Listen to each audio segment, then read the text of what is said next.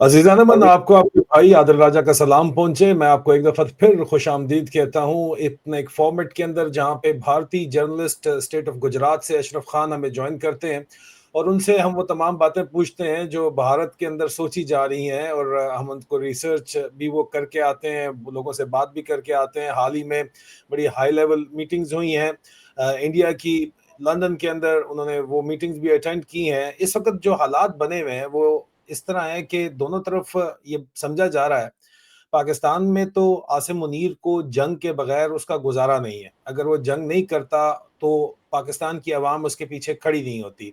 और ज़ाहिर बात है इमरान खान को या तो लेके आए अपने साथ में लाए, वो मिला नहीं सकता क्योंकि उसने लंदन प्लान में बहुत से वादे वहीद नवाज शरीफ के साथ किए हैं। और उन वादे वहीद में हमें तो ये लगता है कि नवाज शरीफ ने पीछे, नवाज शरीफ जब तक लंदन के अंदर एग्जाइल में थे तो इंडियन इस्टेब्लिशमेंट उनको सपोर्ट करती रही है। और नवाज शरीफ इस पैकेज में ये जो डील हुई है लंदन प्लान की, उसमें पिछले 3 साल पहले जो डील हुई थी तो उसमें इंडियन इस्टेब्लिशमेंट की सपोर्ट हमारे तज्जिया ये है कि साथ लेके आए थे। लेकिन अब नज़र ये आता है कि भारत के अंदर जो बातचीत हमें नज़र आती है, वहाँ से जो आवाज़ आती है वो ये आती है कि यार ये तो एक इमरान खान जो कहता था कि ज़हनी मरीज़ है, आसिम मुनीर को वो कहता है, ये ज़हनी मरीज़ वाज़े तौर के ऊपर ये तो जंग छेड़े बगैर इसको सपोर्ट मिलेगी नहीं। नवाज़ शरीफ समझा ये जा रहा था, जिस तरह जनरल बाजवा समझता था कि वो बहुत मशहूर है, इमरान खान तो खाम-खा में स्टपनी लगा हुआ है। पता चला कि स्टपनी तो असल में जो है वो बाजवा था। असल तो शोहरत इमरान खान की थी, मकबूलियत इमरान खान की थी, पॉपुलर लीडर तो इमरान खान है और इमरान खान को इन्होंने जेल में डाला हुआ है, तो जब तक जेल से निकालने के साथ नहीं मिला लेते, उस वक़्त तक मौजूदा मिलिट्री डिक्टेटर पाकिस्तान का आसिम मुनीर उसको सपोर्ट नहीं मिल सकती। एक तरफ लंदन प्लान की वजह से वो नहीं निकाल सकता और दूसरी तरफ इमरान खान कोई भी सौदा करने के लिए तैयार नहीं है। इस वक़्त एक रियलाइज़ेशन हमें हिंदुस्तान के अंदर नज़र आती है कि वहाँ उनको नज़र आ रहा है कि हमने तो अपनी इकॉनमी चलानी है, लेकिन ये जो ज़हनी मरीज़ है इसके साथ ये जंग छेड़े बगैर इसका गुज़ारा नहीं है। ये हमसे जंग छेड़ेगा तो इसको पब्लिक सपोर्ट मिलेगी, या तो ये हो या वापस इमरान खान आए। कम से कम इमरान खान अपने लोगों की भलाई का तो सोचता है और अपने लोगों की भलाई का अगर सोचेगा तो ज़ाहिर-सी बात है उसमें पाकिस्तान के लोगों की भलाई में जंग तो नहीं है ना जी।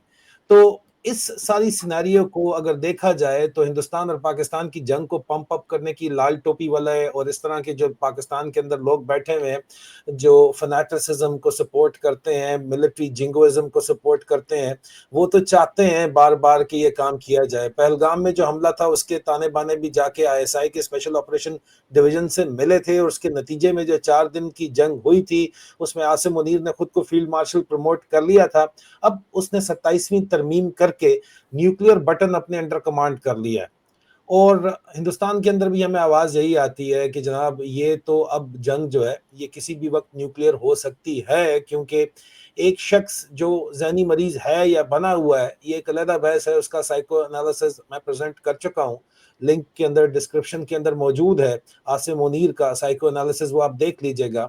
लेकिन एक सोच हमें उभरती नजर आती है भारत के अंदर भी और पाकिस्तान के अंदर भी कि ये शख्स अपने इक़्तिदार की लालच के अंदर किसी हद तक भी जाएगा, अवाम को ज़बरदस्ती अपना पीछे खड़े करने के लिए किसी हद तक भी जाएगा, तो फिर इसका सद्देबाब क्या है? नवाज़ शरीफ जो कि यहाँ पे एक गारंटियाँ जो दे के आए थे हिंदुस्तान को, वो तो फ़ेल हो गए। तो अब भारत के पास ऑप्शन अगर बचा है, तो क्या बचा है? पूछते हैं अशरफ खान से। Ashraf, welcome to the show, क्या कहना है आपका? सबसे पहले आदिल भाई बहुत-बहुत शुक्रिया। मैं ममनून हूँ कि आपने मुझे फिर से बुलाया और मौका दिया कि बात रखूँ। जो फ़िलहाल हालात बने हुए हैं, राजनाथ सिंह ने जो कमेंट किया इंडिया में कि सिंध जो पाकिस्तान का हिस्सा है, आने वाली तारीखों में शायद हिंदुस्तान का हिस्सा भी बन सकता है या फिर जियोपॉलिटिकल चीज़ें जो हैं वो बदली जा सकती हैं। तो कहीं न कहीं एक इशारा यहाँ से भी हो रहा है, वहाँ से भी हो रहा है कि शायद ये आसरे जंग के हो सकते हैं। आसिम मुनीर का जो आप देखें तो फिलहाल कुछ न्यूज़ ये भी पर्टेल हो रही हैं ट्विटर पे, आप देख सकते हैं कि इमरान खान शायद हयात हैं या नहीं है, या फिर उनको छुपाया नहीं जा वो रहा है या उनकी बात आप कंटिन्यू बताई करें, जा। मैं इसके ऊपर डिटेल बता चुका हूँ कि जी, जी, जी, जी। बिल्कुल तो वो हयात हैं, लेकिन आसिम अवाम का टेम्परामेंट चेक किया जा रहा है कि कल कला को अगर खुदा ना खास्ता ये कुछ कर जाते हैं तो अवाम कैसे रिएक्ट करेगी। ये भी एक वजह हो सकती है, लेकिन बहरहाल वो ठीक है, वो अडियाला जेल में ही है। लेकिन बहरहाल आप बात कीजिए, माजरत आपको कता कलामी माफ, आसिम बोलिए। मुनीर कहीं न कहीं पूरी तैयारी शिद्दत से कर रहे हैं और जिस तरीके से 27th अमेंडमेंट के बाद उनके हाथ में उन्होंने न्यूक्लियर बटन ले लिया है, सार पूरी आर्म फोर्सेस, पूरे पावर्स अपने हाथ में ले लिए हैं। वो चाहें तो उसको इंटीग्रेट कर सकते हैं, शुरुआत कर सकते हैं और कहीं न कहीं ये इस चीज़ को एस्केलेट कर सकते हैं, जो एक डिस्केलेटेड पोज़ीशन है, एक बार ऑपरेशन सिंदूर जो हो गया, यो जो एस्केलेशन इंडिया और पाकिस्तान के हुए हैं, उसके बाद से। तैयारी में देखने जाएँ तो पाकिस्तान अहेड है, आगे है। चाइना का सपोर्ट है, चाइना का सपोर्ट जिस हिसाब से रहा है, जीपीएस रिकॉग्निशंस जो रही हैं, जो इंडिया के पास नहीं है, जो जिस तरह की ताकतें अमेरिका के साथ एक एसोसिएशन होने के बाद इंडिया के साथ थी, वो अब उस लेवल पे नहीं है। तो एक तरीके एस्केलेटेड टेंशंस इंडिया मुझे नहीं लगता कि पर्टेन कर पाएगा। तो एक हम इंडियन मीडिया या फिर आप देखेंगे बहुत से यूट्यूब चैनल्स इंडिया में भी हैं, एक नैरेटिव रेटोरिक क्रिएट हो रहा है। लोग ये भी मान रहे हैं कि ये बहुत बचकानी हरकत है, जो हिसाब से राजनाथ सिंह ने स्टेटमेंट दिया कि सिंध को हम वापस क्लेम कर लेंगे, या फिर जो हमारे लीडर थे पहले के लाल कृष्ण आडवाणी, वो सिंध के हैं और सिंधी लोग जुड़े हुए हैं सिंध से, और सिंध हिंदुस्तान का हिस्सा है, उसे वापस क्लेम किया जा सकता है। तो कहीं न कहीं ये एक हवा बनाने की कोशिश की जा रही है।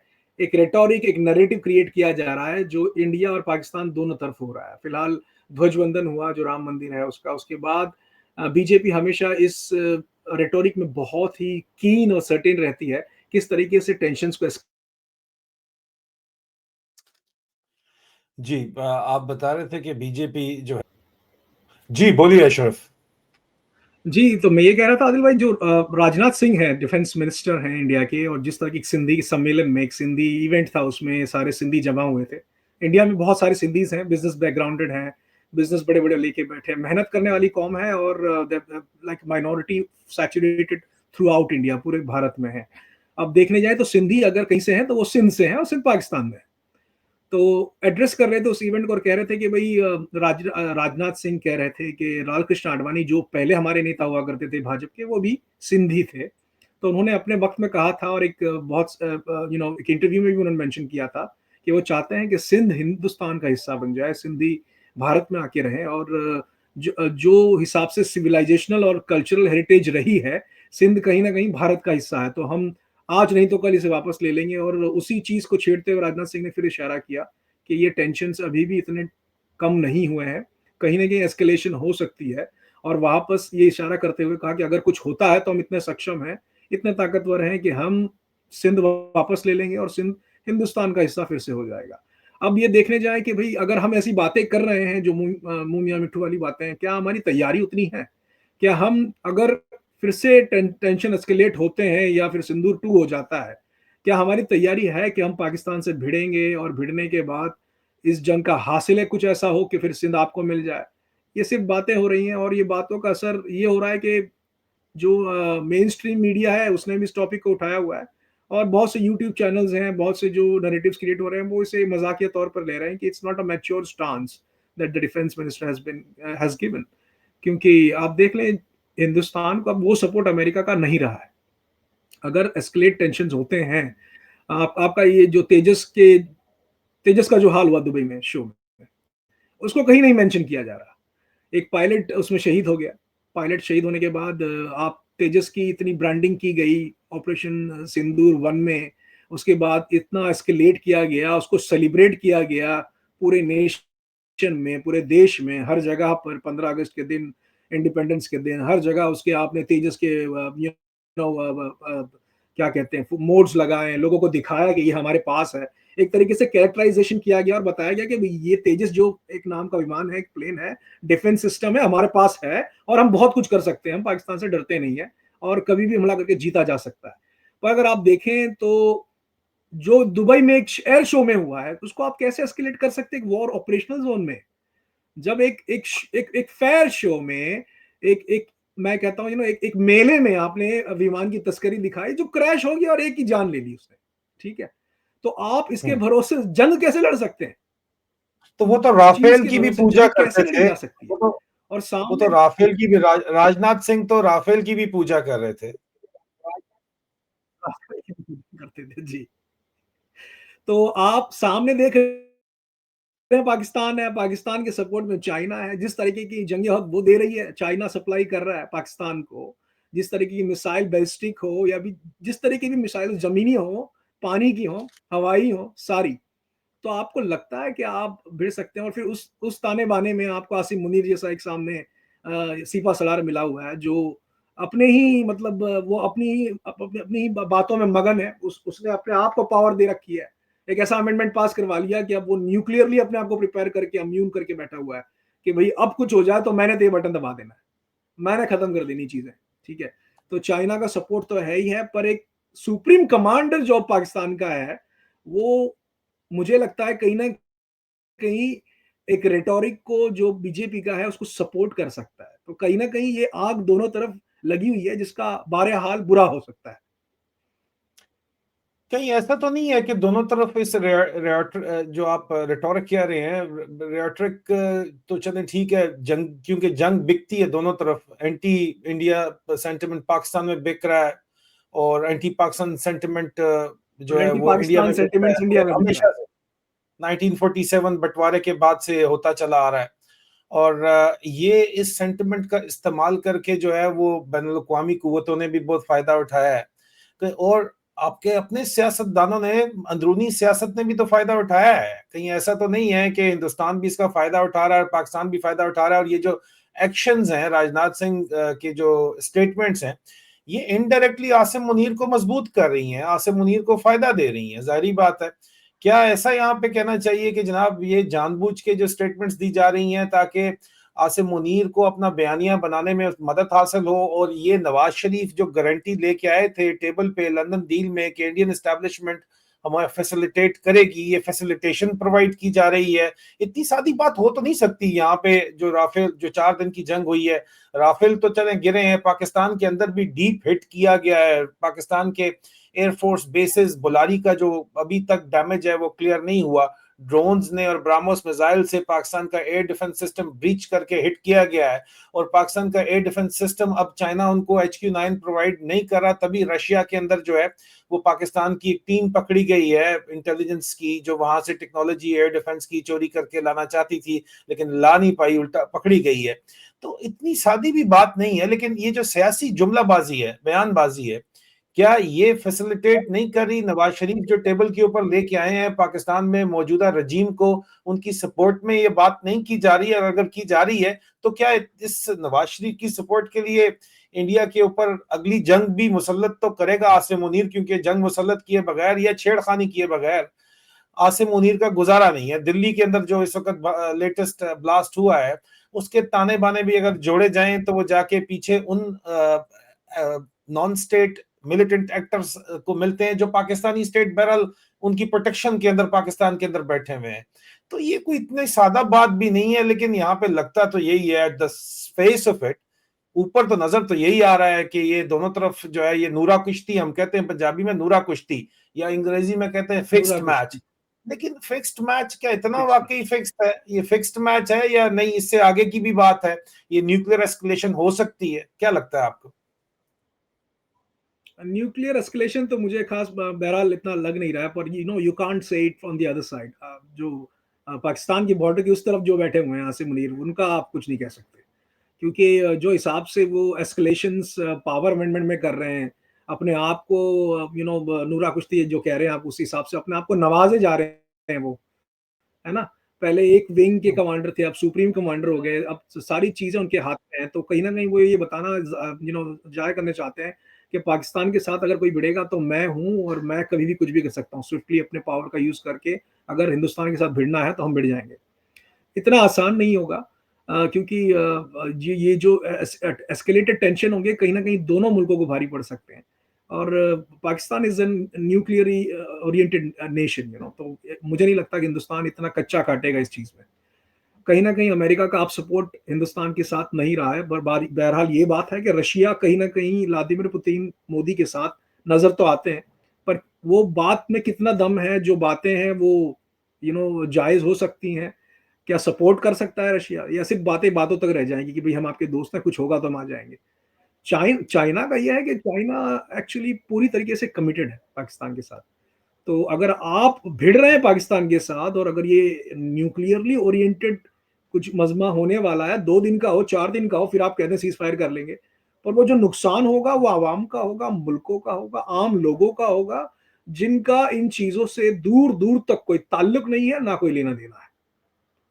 2 वक्त की रोटी खाने वाले, कमाने वाले, मेहनत करने वाले, ऐसे ही लोग मरेंगे इन मिसाइलों के हत्थे नीचे, इनके श्रेड से, इनके रडार से, और नुकसान आम लोगों का होगा, आम कुव्वतों का होगा, जिनका कोई लेना देना नहीं है आर्म्स से, अम्यूनिशन से, इस मार धाड़ से या हथियारों से। सो नुकसान जमहूरियत का होगा आदिल भाई इन टोटलिटी। और जो हिसाब से जमहूरियत की जब आप बात करते हो तो जमहूरियत तो पाकिस्तान में तो है ही नहीं ना भाई। जमहूरियत तो तब होगी जब इमरान खान बाहर आएगा, और तभी ये जंगी जुनून भी जो है ये किसी और तरफ जाएगा, क्योंकि इमरान बिल्कुल खान बिल्कुल वाज़ेह है ये बात। के लिए काम करते हैं और उनको पॉपुलर सपोर्ट है, वो अनपॉपुलर डिसीजंस भी ले सकते हैं। करतारपुर कॉरिडोर आपके सामने ही है जो कि हिंदुस्तान और पाकिस्तान के अंदर खुला हुआ है, और उस तरह के मजीद कॉरिडोर्स भी खोले जा सकते हैं। और उसमें हिंदुस्तान के अंदर भी उनकी एक रेपुटेशन है, पाकिस्तान में भी है। क्या आपको लगता है हिंदुस्तान के अंदर क्या ये सोच में तब्दीली आ रही है कि नवाज शरीफ, जिनको हमने तो चलो सपोर्ट किया था, लेकिन वो इस वक्त जिन लोगों के साथ मिले हुए हैं, आसिम मुनीर को एम्पावर मजबूरी के तहत ही कर रहे हैं क्योंकि अवाम उनके साथ नहीं है। जो उनका खमीर था पहुंची वहीं की पहुंची वहीं पे खाक जहां का खमीर था। ये कहते हैं कि खमीर तो फौजी था, फौज की नर्सरी में, ज़ियाउल-हक की नर्सरी में पौधा उगा था, और वो आसिम मुनीर की नर्सरी के अंदर जो है वो जाके इस वक्त पड़ा हुआ है। तो ये हाथ बदलते बदलते असल तो औकात उनकी यही है, तो इससे ज्यादा तो उनकी औकात नहीं है। क्या इंडियन एस्टैब्लिशमेंट के अंदर ये सोच पाई जाती है कि ये इस वक्त हमें जो है नवाज शरीफ को सपोर्ट करना ये भारी पड़ा है, ये नहीं हमें सपोर्ट करना चाहिए था, और अब इमरान खान ही को आना चाहिए जो कि हमारे साथ कोऑपरेट तो नहीं करेगा लेकिन कम से कम अपने मुल्क के बारे में तो सोचेगा, और अपने मुल्क के अंदर अगर सोचेगा तो खाम खा की जंगे तो नहीं छेड़ेगा। क्या लगता है आपको? मुझे लगता है इंडियन एस्टैब्लिशमेंट भी कहीं ना कहीं कंफ्यूज है। नवाज शरीफ जो हिसाब से सेफ होके चल रहे थे लंदन में, वो ये भी समझ गए हैं कि आसिम मुनीर कहीं ना कहीं उन्हें भी जाके आगे भारी पड़ सकता है। तो कैसे इस सिचुएशन को टैकल किया जाए, कैसे पावर क्लेम्स वापस अपने हाथ में लिए जाएं। इमरान खान को देखें ना आप, कोई स्टेटमेंट नहीं, कोई बात नहीं, कोई तस्वीर नहीं, कैसे छुपाया जा रहा है, किस शिद्दत से छुपाया जा रहा है, इतना खौफ, इतना डर। और इमरान खान अगर आ जाते हैं, कोई स्टेटमेंट दे देते हैं, और इमरान खान, मुझे लगता है कि उतनी पावर एक्लिमेशन उनकी है कि वो एक स्टेबिलिटी अपने स्टेटमेंट से ला सकते हैं दोनों तरफ। हम्म, कोई शक नहीं, वो कोई इतना शक नहीं। पावरफुल लीडर है और ये जानते हैं लोग। इसलिए उन्हें छुपाया जा रहा है, हटाया जा रहा है, और तरह-तरह की चीज़ें फैलाई जा रही है कि इनके रहने नहीं रहने से कोई फ़र्क नहीं पड़ता। पर एक्चुअली मैं कहूँगा कि बॉर्डर के इस पार और बॉर्डर के उस पार बहुत फ़र्क पड़ेगा। ऐसे एक स्ट्रॉन्ग लीडर, एक स्ट्रॉन्ग एस्टैब्लिश्ड लीडर के स्टेटमेंट से, नैरेटिव से, वो जो क्रिएट कर सकते हैं। क्योंकि अब नवाज़ शरीफ को आप कुछ भी कह लें, या प्राइम मिनिस्टर के भाई हैं, या खुद वज़ीर-ए-आज़म रह चुके हैं।